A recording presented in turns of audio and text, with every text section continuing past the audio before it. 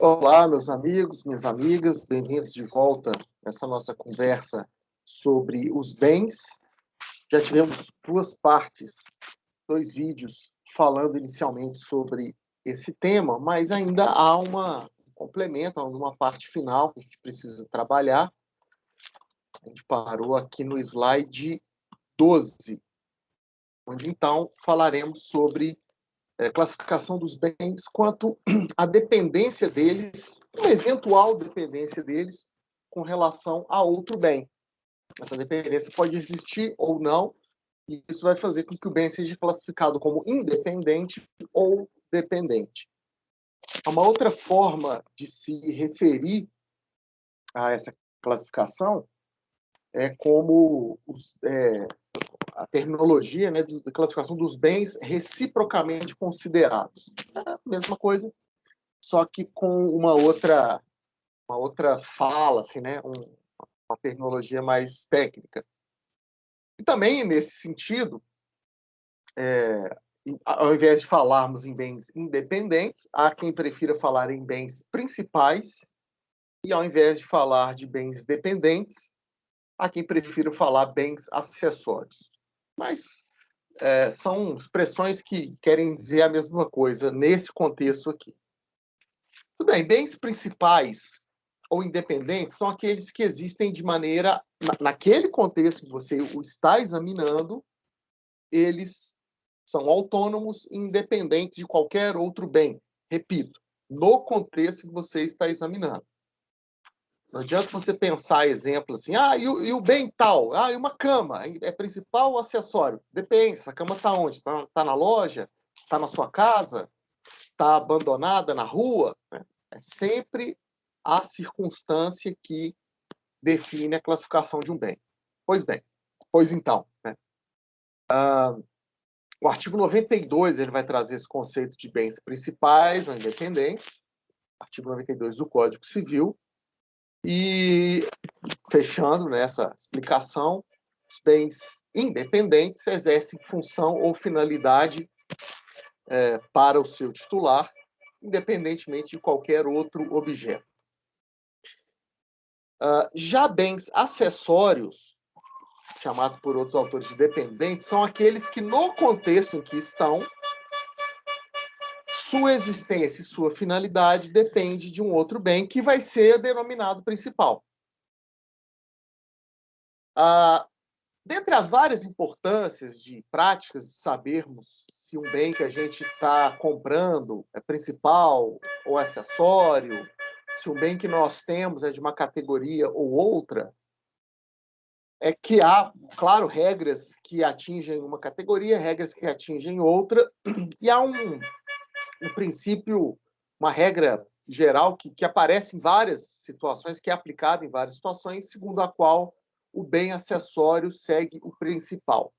O princípio da gravitação jurídica.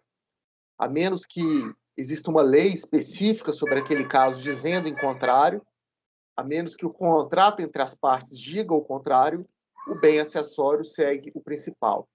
Então, se, por exemplo, eu celebro um contrato com você, mencionando que eu estou comprando o seu carro. E aí, não falamos mais nada, não entramos em maiores detalhes, e na hora de entregar, há ali a dúvida se o STEP também precisa ser entregue. Aí pensa, o STEP ele tem né, ele tem um valor econômico, o STEP ele pode ser vendido separadamente, né? E ele não foi mencionado no ato da compra. Será que ele vai junto ou não? Bom, o STEP, a gente vai notar pelo detalhamento da classificação que virá, que o STEP é um bem principal, um bem acessório com relação ao veículo. Se você, então, vende o veículo e não faz ressalva nenhuma com relação aos acessórios, significa que os acessórios vão acompanhar o bem principal. Isso, pessoal, é só um exemplo dentre inúmeros que poderiam ser levantados aqui para demonstrar, né, a relevância de saber a classificação em um grupo ou outro e a aplicação prática do princípio da gravitação jurídica.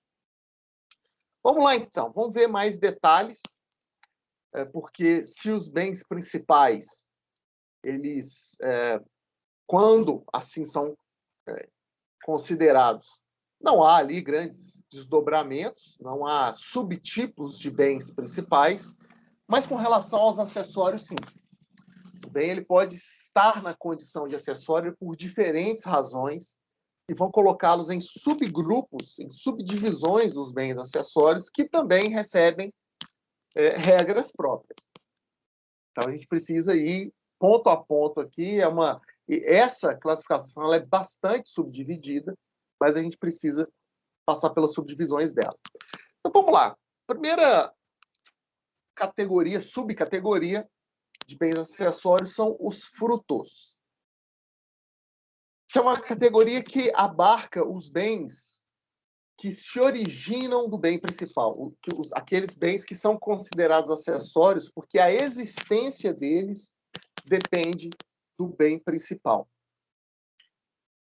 Ok, até aí, né, há outros acessórios que têm essa característica. Essa é a primeira informação que a gente pega dos frutos, a informação complementar que realmente vai distinguir esse grupo de bens de outros, é que os frutos se originam de um bem principal, porém, é possível utilizá-los, consumi-los, sem estragar, sem atingir a integridade do bem principal, sem diminuir a substância ou a quantidade do bem principal.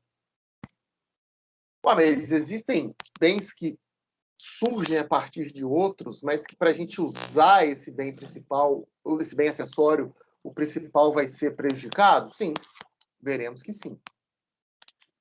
Mas não é o caso dos frutos. E aí, um bom exemplo dessa categoria é exatamente a imagem que nos vem à mente quando a gente vê essa palavra. Inclusive, nós temos que tomar cuidado para não tomar uma coisa como sinônimo da outra, que são as frutas. Frutas que você colhe numa fazenda, que você pode ter uma pomar, né? Você pode se dedicar ao plantio de vegetais. A coincidência de nomes aqui, ela não é sem motivo. As frutas, os vegetais, aquilo que você extrai da terra, é um exemplo de frutos jurídicos. Inclusive, né, a subdivisão de frutos vai estabelecer uma tripartição em frutos naturais, frutos industriais e frutos civis. E esse primeiro exemplo, vegetais, frutas, coisas que se colhe na fazenda em geral, que se colhe do solo em geral, vão compor esse grupo aí dos frutos naturais. Bens acessórios que decorrem da coisa principal, e surgem, se originam da fruta, do bem principal por força da natureza.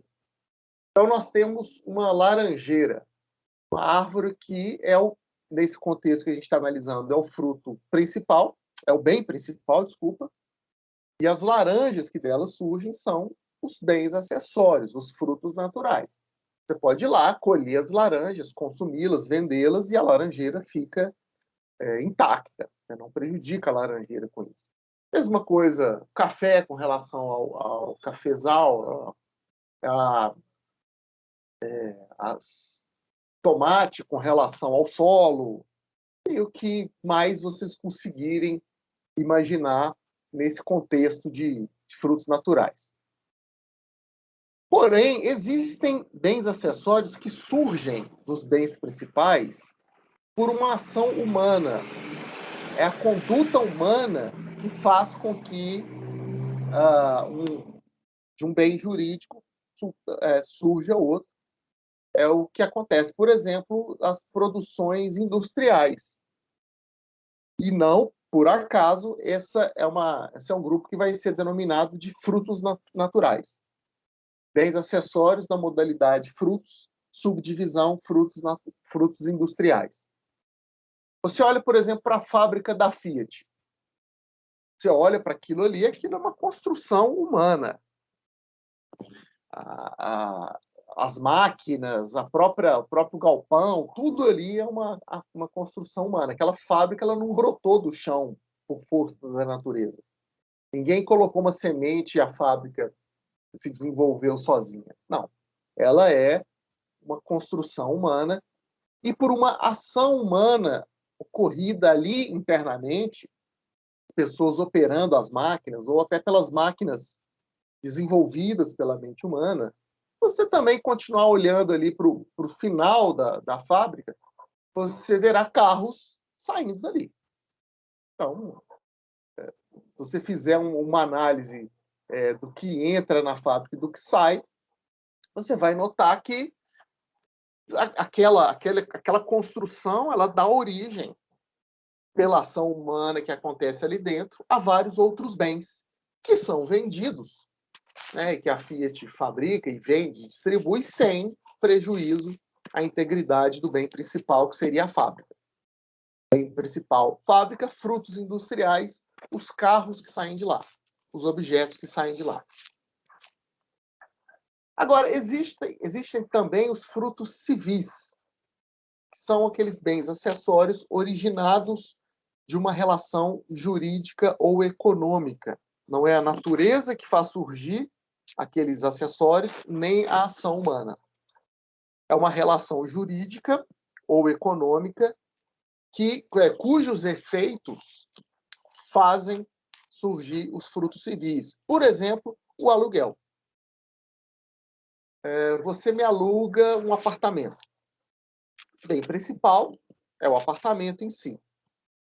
E, em razão do contrato de aluguel que a gente celebrou, todo mês aparece um dinheiro na sua conta, que é o aluguel que eu pago. Esse dinheiro você utiliza sem prejuízo algum à integridade do bem que deu origem a ele, que é o apartamento. Você recebe o dinheiro, você gasta, você aplica e o apartamento continua lá íntegro. Esse dinheiro é um bem jurídico? Sem sombra de dúvida. Mas é um bem acessório, porque ele só nasceu, ele só se originou para você porque o apartamento que você previamente é proprietário ou proprietária gerou esse crédito a você. Ok, e esse dinheiro surge por força da natureza ou por uma ação física do ser humano? Nenhuma das duas. Esse dinheiro surgiu a você como uma consequência da relação jurídica que você formou comigo. Os efeitos do contrato que a gente celebrou geram a você um crédito mensal. Outro exemplo são juros. E empresta dinheiro para uma outra pessoa e isso gera o direito a receber juros. Juros são frutos civis do bem principal, dinheiro emprestado. Distribuição de lucros de ações e outras situações que a gente poderia citar com o mesmo sentido.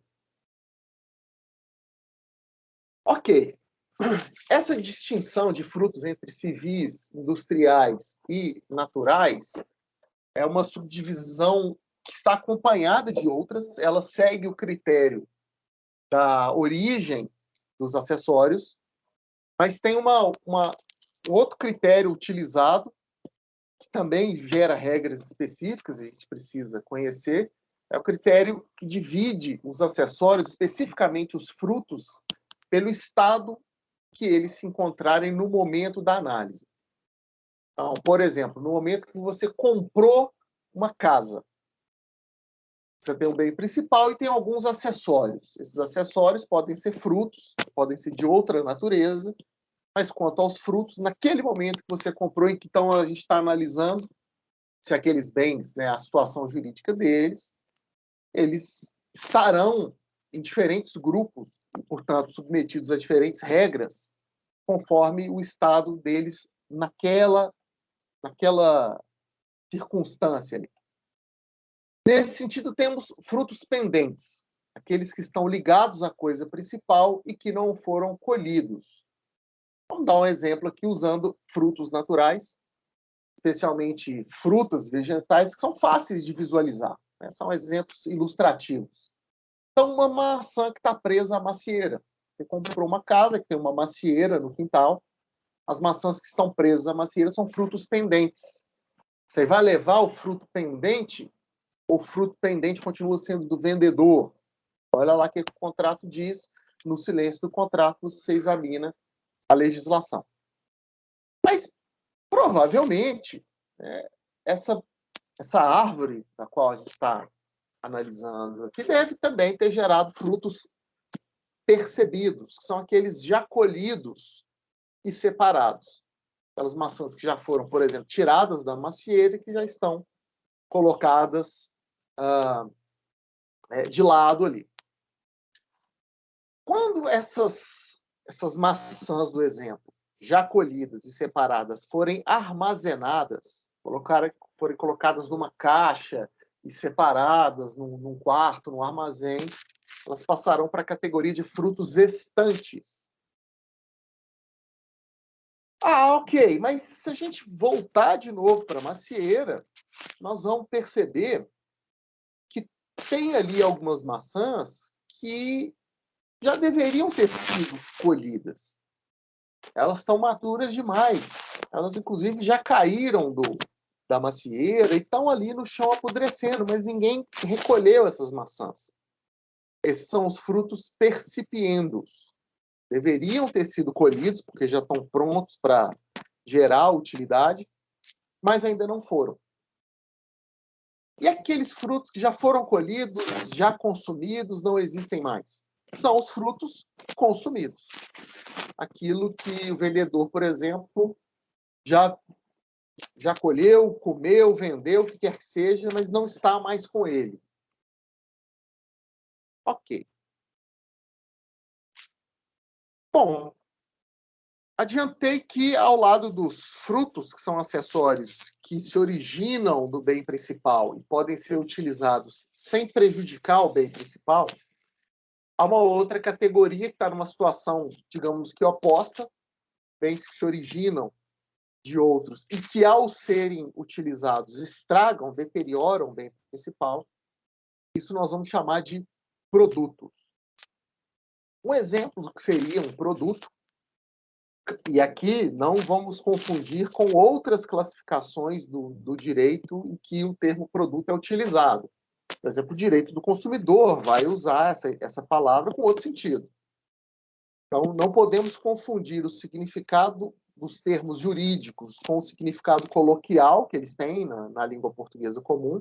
E mesmo dentro do direito, uma palavra pode ter mais de um sentido. Então, até a análise dos termos depende também do contexto. Então, a gente perguntar o que é um produto, precisa saber, bom, você quer saber na língua portuguesa ou você quer saber no direito? Se for no direito, você quer saber o sentido do produto para o direito civil ou para o direito do consumidor? Ou ainda para algum outro ramo? A depender do que quem está te perguntando quer saber, a sua resposta vai ser diferente. Para o direito civil, na teoria geral do direito privado, produto é um tipo de acessório. E como exemplo, tem até uma foto aí no slide, minerais em geral. Essa é uma foto de uma pepita de ouro. Ouro é um tipo de minério que está atrelado, misturado ao solo. O ouro ele brota, ele tem origem a partir do bem principal, por isso ele é considerado bem acessório. Ele tem valor econômico por si, só que para você separar o minério, os minerais do solo, para poder fazer o uso deles, você precisa cavar o solo. Então, você vai deteriorando. Se você quiser ver de que maneira a retirada dos minerais deteriora o bem principal, faz uma busca, né, nesses aplicativos, no Google, por exemplo, veja lá foto de mineradora. Aí é que você quiser. Você tem alguma mineradora perto da sua casa, da sua cidade? Peça para olhar uma foto lá dela. Você vai notar, né, o quanto que a atividade mineradora vai deteriorando o solo, vai cavando buracos enormes, imensos, porque a terra tem que ser escavada, o mineral é separado da terra, depois aquela terra vai para os rejeitos, vai para alguma outra destinação. Bom, mas temos ainda pertenças e partes integrantes como tipos de acessórios. Pertenças são bens destinados a servir o bem principal. Eles são considerados acessórios não porque eles se originaram do bem principal. A pertença não depende do principal para existir, mas a utilidade da pertença está atrelada ao bem principal. No contexto em que a pertença está, o bem principal tem menos utilidade sem aquela pertença do que com ela. Nossa, mas o que faz um bem dar mais utilidade para outro? Bom, aqui são, de novo, circunstâncias fáticas.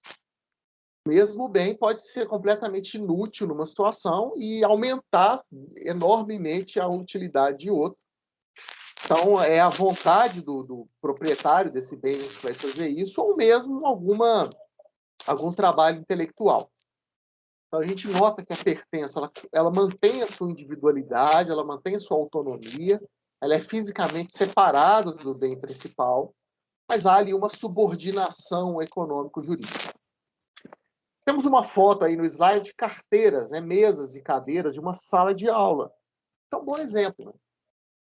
Uma cadeira é uma pertença, a cadeira aumenta a utilidade do bem principal? Bom, se você imaginar uma sala de aula, uma instituição de ensino, se ela não tiver mesas e cadeiras para receber os seus alunos, ela tem muito menos utilidade do que uma outra sala de aula com mesas e cadeiras, por motivos óbvios.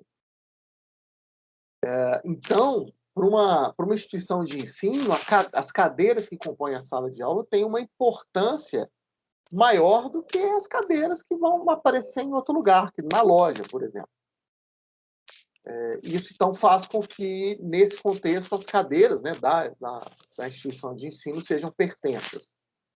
Um piano, um conservatório musical, uma pertença. Um conservatório musical, uma escola de música, passa a ter muito mais utilidade com o piano ali. Aulas de piano podem ser oferecidas a partir da presença daquele instrumento. E temos, né, a categoria das partes integrantes, que são bens que estão unidos ao bem principal. Eles formam com o bem principal um conjunto independente. Isso pode ser algo... essa união pode decorrer de questões físicas mesmo, bem, ele é fisicamente atrelado ao outro. Mas o mais interessante da parte integrante é quando essa união ao bem principal se dá por força do direito. Um bem, ele perde a sua existência material própria, apesar dele existir fisicamente sozinho, mas na prática ele não tem existência efetiva por uma questão jurídica. Por exemplo, quando a gente vê certas promoções, que eram até muito comuns, hoje em dia tem sumido, mas eram comuns em revistas vendidas em banca que vinham com brindes. Uma colher, um pôster, um disco, né, um CD. Hoje em dia as pessoas já não compram revistas tanto mais, né? Então, muita gente está me ouvindo, deve estar nem sabendo do que eu estou falando. Mas não tem tanto tempo assim, isso era comum, e vinha um aviso, né? Esse brinde é parte integrante da revista. Então você olhava para aquilo, você via que aquilo era um bem separado. O brinde não estava colado fisicamente à revista, mas havia uma regra jurídica criada pela editora da revista, quem estava vendendo aquilo, dizendo que aquele brinde forma com a revista um todo independente, um todo único, e que, portanto, e aí a própria aviso continua, esse brinde é parte integrante da revista e não pode ser vendido separadamente. Aquele é um recado para a banca, né? Para a revendedora da revista. Não é para quem compra. Depois que você compra a revista e ganha o brinde, o seu uso vai separar uma coisa da outra. Aquela regra torna o brinde parte integrante da revista, ela é direcionada para a banca de revista, que ela não pode vender o brinde separadamente da revista. Outro dos exemplos de bens que são atrelados ao outro, não necessariamente por questão física, mas também não necessariamente por uma regra jurídica, é uma questão de ordem prática. Vamos citar a lâmpada com relação ao lustre. A lâmpada ela existe fisicamente fora do lustre. E não é o direito que diz que a lâmpada é uma parte integrante do lustre. É a utilidade prática dela. A lâmpada existe fora do lustre, mas com pouquíssima utilidade. Ela realmente cumpre a sua função quando atrelada ao lustre. E vice-versa, né? O lustre também é muito mais útil na medida que tiver uma lâmpada ali. Uma lente e uma câmera também é um exemplo disso. Ok, e temos uma quinta categoria de frutos que são, de bens acessórios, que são as benfeitorias. Então, só repetindo aqui, porque eu troquei os termos para não gerar dúvida. Estamos falando dos bens reciprocamente considerados, que gera uma divisão entre bens independentes e bens acessórios, bens dependentes, ou bens principais e bens acessórios. Os bens acessórios se dividem em frutos, produtos, partes integrantes, pertenças e benfeitorias. Dessas 5 categorias, não vimos ainda o que é benfeitoria, que nada mais é do que uma melhoria realizada sobre o bem principal, que pode ser de 3 tipos.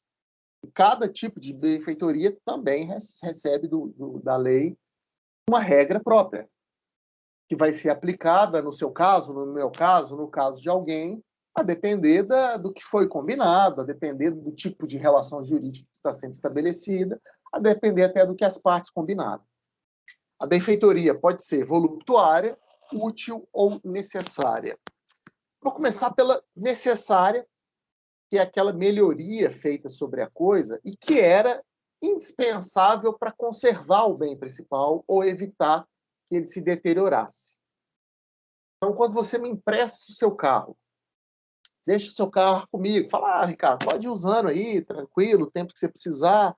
E ao longo dos dias, ao longo dos meses que eu vou usando o seu carro, eu vejo que o pneu está sendo desgastado e aí eu compro novos pneus. O que eu estou fazendo? Eu estou melhorando o seu carro. Estou colocando pneus novos nele. Isso é uma benfeitoria e necessária. Eu coloquei os pneus novos porque eu preciso conservar o seu carro. A gente sabe que carro com pneus velhos, ele pode se acidentar, ele pode desalinhar, ele pode se deteriorar de alguma forma. Então, para preservar o seu bem, para conservá-lo, eu coloco pneus novos. São, nesse contexto, benfeitorias necessárias. Úteis são aquelas melhorias que não eram indispensáveis para conservar o bem, mas que, a partir do momento que são feitas, aumentam ou facilitam o uso do bem principal. Então, a gente está vendo até uma foto no slide de alguns puxadinhos, né, alguns quartos que foram acrescidos a uma casa, são bens úteis. Quando você coloca um quarto adicional numa casa, você constrói um quarto adicional numa casa, que não é necessário para conservar a integridade da casa. Mas a partir do momento que você constrói mais um quarto, você está aumentando a utilidade daquele bem. Ele passa a ser mais útil porque ele passa a abarcar mais pessoas. E, afinal de contas, é para isso que serve uma casa, para abrigar pessoas. Agora, se a benfeitoria, se a melhoria não era necessária para conservar o bem, nem aumentou a utilidade central dele, é uma melhoria que apenas torna o uso do bem mais agradável, aí a gente está falando de benfeitoria voluptuária. Quando você instala o ar-condicionado num carro, o ar-condicionado não é necessário para que o carro não se deteriore. O ar-condicionado não torna o carro mais útil. Ele continua andando, como ele sempre andou, ele continua tendo espaço para 5 passageiros do mesmo jeito. Mas aquele carro passa a ser mais agradável de ser utilizado. O ar-condicionado é uma benfeitoria voluptuária. A piscina, numa casa residencial, é uma benfeitoria voluptuária. A casa fica mais agradável de ser utilizada, mas ela não passa a abrigar mais gente só porque agora tem uma piscina. Muito bem. E com relação aos bens, levando em conta os seus titulares, a gente vai notar uma divisão entre bens particulares e públicos, divisão essa que eu vou abordar no outro vídeo. Ok? A gente finaliza por aqui. Na próxima gravação, eu termino de falar sobre os bens e já emendo o nosso próximo assunto, que essa é a última classificação que a gente vai tratar. Falando dela, a gente fecha o que foi separado para tratar nesse assunto, né, para abordar esse assunto. Então, próximo vídeo, a gente inicia também, logo em seguida, classificação dos bens quanto aos seus titulares, a matéria da unidade seguinte. Beleza, pessoal? Muito obrigado. Valeu. Até a próxima. Tchau, tchau.